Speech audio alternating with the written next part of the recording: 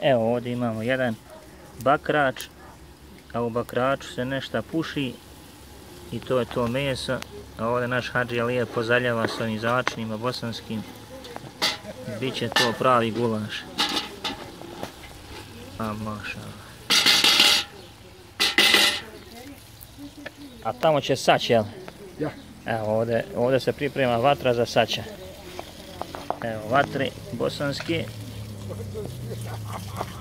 Drva su srpska, a ovo je ovo sać, to ćemo kasnije.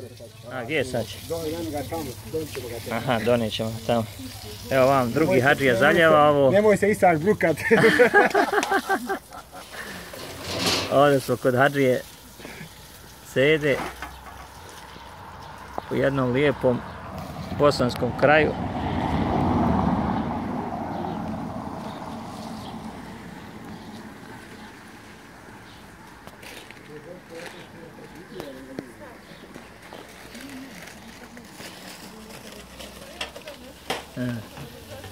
Maša Allah.